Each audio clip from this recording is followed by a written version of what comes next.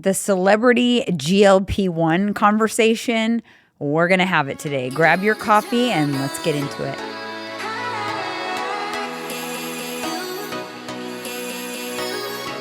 Oh boy, here we go. Yeah. I think that we're like past that point of like people with obvious like GLP-1 abuse, but it's crazy town. Yeah. It is crazy town. The number of people that show up on like a red carpet and it's jarring. Like Demi Moore. And they praise her, like, look at her toned arms. Like, you guys don't know what toned is. That's not tone. Yeah. That's anorexic arms. Yeah, it's malnutrition. Yeah. Skeleton arms. It's that's not it's toned crazy. arms. It's crazy. We'll actually put up a specific picture of what we're talking about up on the screen, but she is one of the ones that made me think about it because I've always admired her physique. Yeah. I mean, she's one of the physiques I aspired to have, like the G.I. Jane, the muscular fit. And like a couple of years ago, she looked amazing. She was like one of my little Hollywood crushes. When she came out Charlie's Angels, I was, wow. I just don't understand. And look, it's alleged, right? We don't know for sure if these people are on GLP-1s. I mean, but what we do know for sure is they're under eating. By a lot. By whichever mechanism they're choosing, they are significantly malnourished to look so emaciated. So she was one of them, Kelly Osbourne and Sharon Osbourne. Horrible. They're torching their muscle off, the organ of longevity. You don't realize that. There are other ones. Scott Disick. Oh, yeah, he's another one. His eyes are like dark circles, sunken. Yeah. It gives you this like Skeletor look. It looks like he has jaundice. Yeah. It's crazy. It gives you a Skeletor look, yeah. I mean, here's my thoughts on it. I just feel like, I called it a few years ago. I feel like it's almost like an addiction. People get addicted. Of course. And what happens is they come off, they gain weight back, then they go back on. And every time they do that, they're more and more under-muscled. Yeah. We're going to start seeing people in canes and walkers prematurely. Yep. They're going to start snapping bones. They're going to have, like issues with their ankles, like all kinds of stuff. Listen, I don't have a problem with proper use of GLP-1s. You know who came out? She's come out and said that she used GLP-1 to lose weight. Emily from Real Housewives of Orange County. Yeah. She actually lives right in our area. Yep. She used it as a tool. As a tool. To lose weight, but I watched her on her social media. She works out all the time, strength trains, progressive overload. She eats protein. She's super lean and toned and fit. She's using it correctly. She's a perfect example of how you can use them as a tool correctly. Because she struggled with weight. She struggled a long time to get the weight off. So she used it to help her, but she did it in a correct way. She doesn't look malnourished to me. She doesn't look under-muscled. She looks muscular, like she's put on muscle.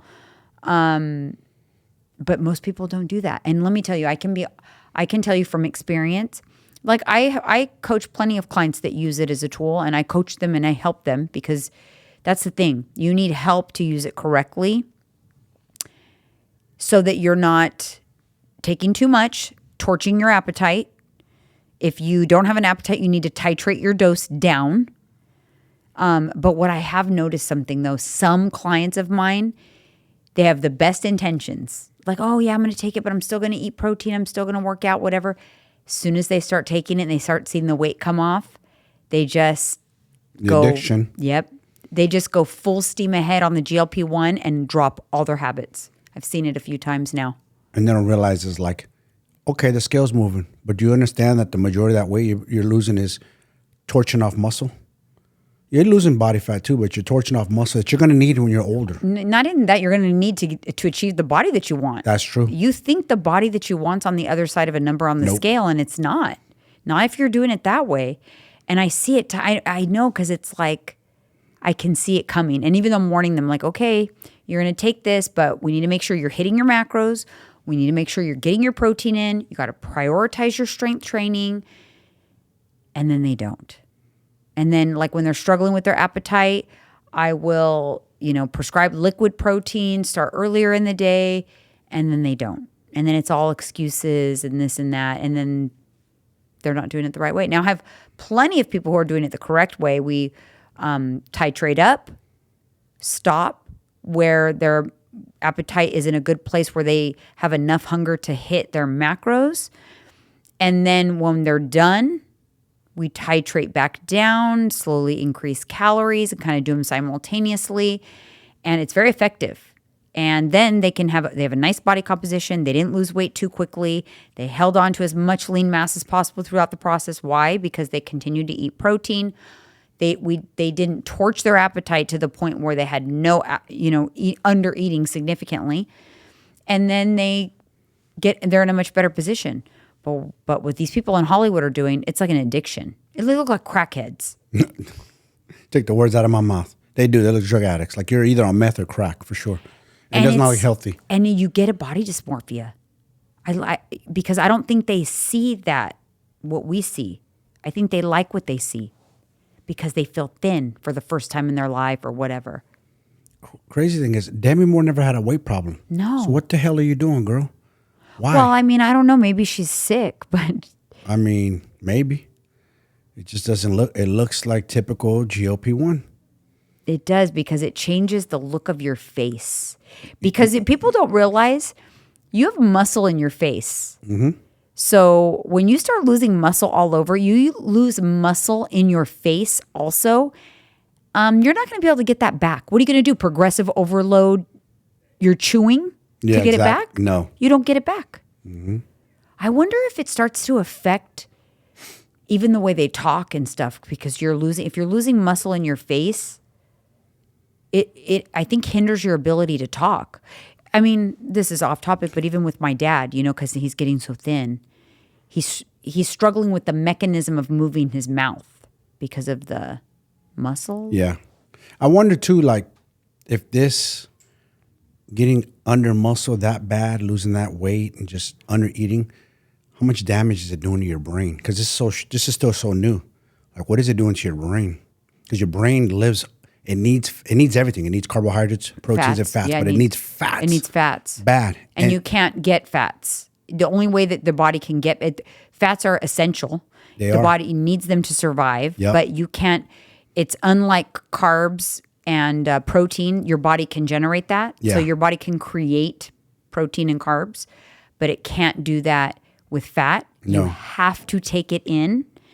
And if you're not eating it, I think it's cognitive issues, hormonal issues, nutrient absorption, which is why they look so malnourished because not only are they under eating, but if they're not eating enough fats and fats are so satiating, they can't have the capacity to eat a lot of fats because they don't have the appetite. Yep. They're not absorbing the nutrients of even the food they are eating because they're not having enough fats. That's why they're getting that. It's like a malnourished look. It's not even like a thin or skinny, it's malnourished. It's people who took it to the next level. Yeah. To another level. Exactly. You've seen it more and more. It's like you think like that little craze went away, whatever, the little trend of it, but no. No, I feel like I feel like it died down for a bit and now it's like back. Yeah. Is the skinny movement still going strong? Yes. So the skinny talk. Still going the thigh strong? gap. Yes. Uh-huh. Oh, wow. And skinny girl snacks. So like teaching people how to eat super, super, super low calorie things so that they can be skinny girl. Actually, there's this big controversy on the internet right now with Bethany Frankel.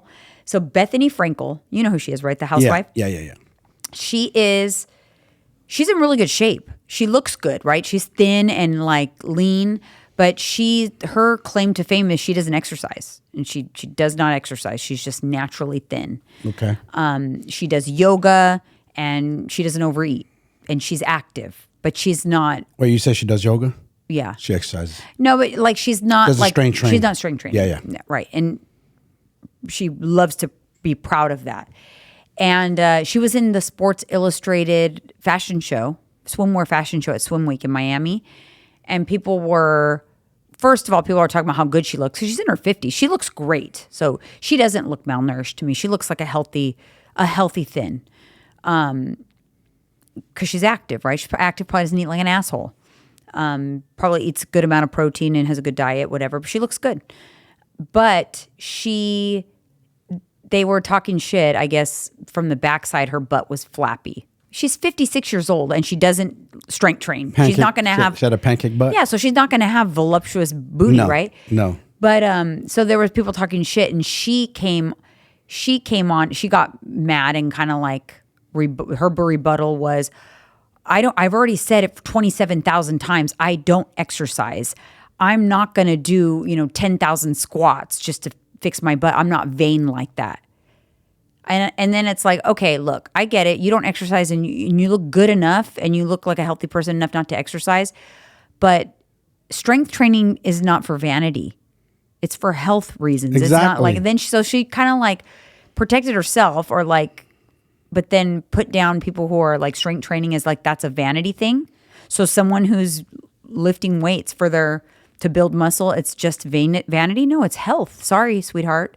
Yeah. It's health related. Health. I want strong bones, strong joints. I don't know the health of her bones. If she is saying she does not strength train and she is a thin woman naturally, she might have to eat crow. Within the next 5 years, she's probably going to be putting out an exercise video for strength training or something saying, oh, you guys, I had osteopenia.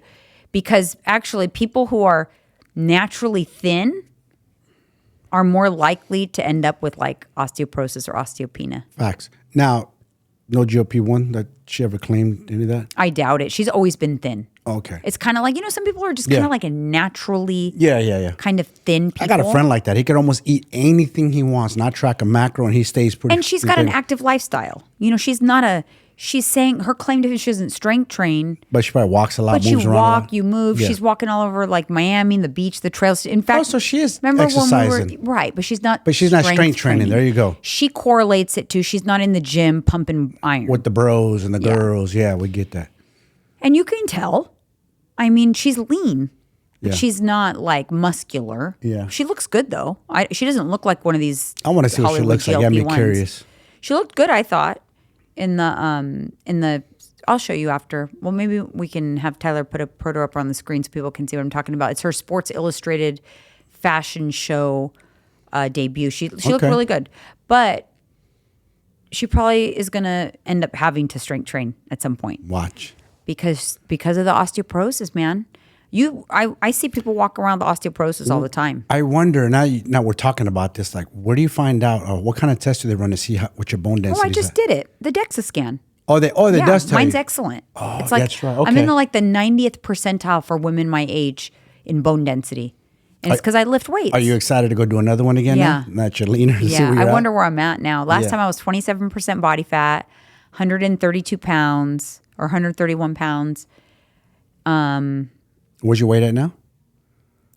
Like 113. Oh, wow. Damn, that's almost 18 pounds down from your highest to now. That's crazy. And you've been pushing heavier weight too. Yeah. So your bones could be a little stronger. You never know. I don't know how that works, if that's possible.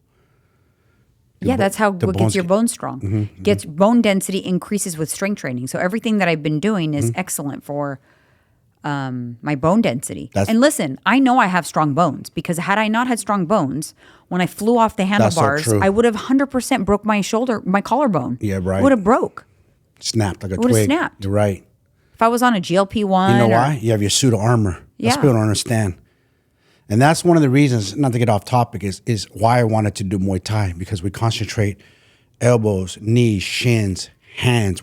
It's like granite. You hit the bag so many times, you almost just kill the nerve. Calcification or something, yes. The shins, you kill the nerve endings. Like your bones get thicker over time. It calcifies. Yeah, it's called, what is that called when that happens? It's something that it calls, but it continues to grow your bone. Yeah. But yeah, like I know, and you know what? I've always felt like I've had strong bones. I was someone, I love milk. I used to drink my milk, and down milk. I'd never broken a bone in my body ever in my life. I've had injuries. I've fallen. I remember I had a friend in junior high that we were like, at recess or something, and a ball came her way, and she was trying to kick it back to the guys to get it back to them. She broke her foot kicking a basket, and that wasn't a basketball, it was a volleyball. Kicking a volleyball back to the other courts broke her foot. That's how frail her bones were. I didn't know back then what that meant, like frail bones. But like when your bones get weak from not strength training and under eating, what's common is stress fractures. So you don't even have to have an accident. Mm-mm. You can just be, maybe you're walking every day with your weighted vest and your bones are so weak that impact of walking with like that weight and you're getting little hairline fractures in your feet because you have poor bone density, then you end up in a cast. I suffer from that. I was doing security at Safeway. Something they called over the speaker, the little, the comm, what do you call that thing? The intercom. Thing? Yeah. Intercom, there you go. I was upstairs on my break. They're calling for security. I ran down the stairs so damn fast, but I came down so hard that I fractured my heel. And it was a hairline fracture. Yeah. Painful. It took me about a good month to recover from that. Just a little hairline fracture. Foot injuries take a long time to recover because the impact, right? With proper bone density, stress fractures don't come. Yeah, you might break a bone in an injury like a big impact, but you help prevent that with strong bones. I've always felt like I had strong bones, but I never thought about like bone density when I got older. But luckily for me, I just got into weightlifting in my older age. I didn't start weightlifting until I was 35. I was a cardio bunny before that. Yeah. So now though, here I am, I'm 50. So I've been weightlifting for 15 years now. So now like I got some good amount of years under my belt. True. And I'm finally starting to feel now even more than ever, like I see like my quad, like I can see now the sweep like formulating there. Like I see it when I walk. I can kind of see it like it's coming. I want that sucker to What did I tell you to do? Just challenge yourself. Keep going and go down deeper and deeper. Yeah, like I see it. I see the work. Yeah. It's there. And I love that. I dislocated these two knuckles right here, my left knuckles. Mm-hmm. And the doctor says that's rare, that most people will shatter because I hit something that doesn't hit back. He goes, you have strong bones, kid, because these should have been shattered. They had to put like two rods in there to put it back in place. You've got all kinds of injuries. I've had some injuries in my life. Yeah. Yeah, weird. But I always bounce back fast. See, I heal like this. That's why I think like, not to like hammer a dead horse on the e-bike accident, but that's why I was so shocked that I got into that accident because I'm not someone that's accident prone. Yeah. Like I'm not like someone that breaks bones or has accidents. It was such a fluke thing for me. But then it made me kind of just proud because now I feel like battle tested because of course, because the impact was so it is battle tested. Yeah. And I feel like, man, my bones, like they really kept me together because I hit with the shoulder. This took like 2 full months to go away. Like I couldn't sleep on this side. It was this bone right here hit. Mm-hmm. And it was like my bone was bruised. But like, how did it not break? I bet you, I don't want to say on there because YouTube, but I bet you the peptides helped a little bit. I wonder. I bet you they did. I wonder. Mm-hmm. I mean, if that's helped me. Yeah, I don't know. We've been on it for a minute. It's a slow process, but it's one of those things like you don't feel it, but it's doing its thing. Yeah, no, I feel good. Like that's when, when someone like a hater or something on the internet will be like, just because you're skinny doesn't mean you're healthy, whatever. Like I feel healthier than I ever have in my entire life. I did get sick a lot as a child. I got sick all the time. Me too. I was sick all the time. And then as an adult, I was sick. Like not until like the last few years of my life did I really feel like I've just been like very healthy. Look how sick I was for those few days. And I didn't get it. No, you didn't get it. No. I haven't been sick in a year. I get sick maybe once a year. I'll get a cold for like 5 days. It's been now over a year since I've been sick. I've not been sick in 13 months. Yeah. It was last April. Probably the last time you got sick was when we were going through the transition because you were running yourself down and stress. And it was cortisol. A lot of stress at that time. It was directly correlated to the fact that there was stress because when you were sick this time, I could tell that the virus entered me. I could tell, and I was like, you know what? I'm going to rest and let my body do its thing. I had faith. I took my zinc. I took my vitamin C like I always do, and I skipped the gym that like 2 days. So I took off. Actually, I took off Saturday, Sunday, Monday, and then I went back to the gym on Tuesday, and I never got sick. But one day I felt it. Like it's either going to take over or it's going to win. I have faith. And it won. I felt good. That means your army is good in there. Yeah, the so army like was when waiting, people your say troops. something like, let's compare blood work and stats. Like my Yeah. body weight is healthy, my body fat is healthy, my blood work is good, my cholesterol, my A1C, like all of my metabolic markers are good. I never get sick. So like for those of you who go, oh, your food is seed oils, or oh, you don't eat a lot of vegetables. Well, but I am a healthy person. You know what you do? I got an idea. When you get your results back, your blood work, like, let's let my blood work do the talking. Yeah. I'm going to show you guys. For you to think I'm anorexic I'm like, or my skinny or weak. skin is Look, clear, and like someone will come to my defense going, no, as a blah blah blah, as a nurse, I can tell just by looking at you, you have a healthy, you're healthy glow, like you look healthy, like your eyes, the colors of the whites of your eyes, and things that like someone in the medical field look at to see somebody's health, like externally, a lot of things like that, like Yeah. dark circles, the whites of your eyes, your skin, like if it's plump or if it's dehydrated, things like that. True. That's so true. Because think about it. Like, how many women have asked you, like, what is your secret to your glow? How many times I think they it's ask just you? a lot of everything. Everything. It's not one Hydration, thing. sleep, I'd love to say nutrition. it's just this one amazing cream I No. use, but it's not. No, it's everything. not. Yeah. All right, you guys. Thanks so much for tuning in. We'll see you on the next one. Later.